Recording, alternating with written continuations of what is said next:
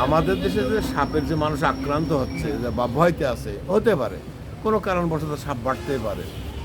এই দেখা যাচ্ছে যে আপনার এই বুদ্ধিটা কাজে লাগান, যে 10টা হাঁসের ডিম আপনি বাজার থেকে কেনেন, আর একটা সিরিঞ্জ কেনেন, আর আপনি বিষ কেনেন, ছোট্ট বোতলের বিষ কেনেন, বিষাক্ত বিষ যেটা ধানে দেয়, ওইটাই আপনি কিনে সিদ্ধ ডোমের মধ্যে পুশ করে, যেখানে গোপনে মানুষের নজরে না যাবে সাপ বা অন্ধকার জায়গায় সাপ বেশি থাকে, এইসব জায়গায় আপনি ডিমগুলো গোপনে গোপনে রেখে দেন।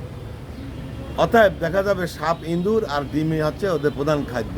ওরা খাবে, গেলবে, ওরা তো কামড়াতে পারে, ওরা গিলে খাবে আর উগরাবে না, ওতে সে মারা যাবে।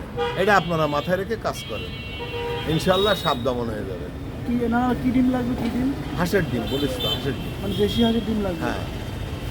ডিমের ভিতরে কি সেদ্ধ করে পুষ করবে? হ্যাঁ, ডিমটা সিদ্ধ করে পুশ করবে, আমি তো বলেই দিয়েছি। আপনার সিদ্ধ করে ওই বিষটা সিরিঞ্জ দিয়ে পুশ করবে ডিমের ভিতরে।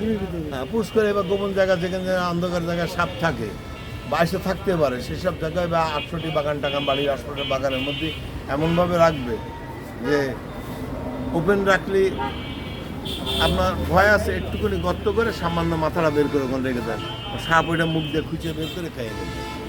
নানা ভাইয়ের বক্তব্য তো সবাই শুনলেন। এটা হলো নানা ভাইয়ের ঐতিহ্য, আধিকারিক টেকনিক। এইভাবে যদি কাজ করেন, এভাবে আমি বহু সাপ মেরে দিয়েছি। বহু সাপ নানা ভাই মেরেছে। আর নানা ভাই হয়েছে, নানা ভাইয়ের অনেক আগের অভিজ্ঞতা। আসসালামু আপনারা আলাইকুম। এই অভিজ্ঞতা কাজে লাগান।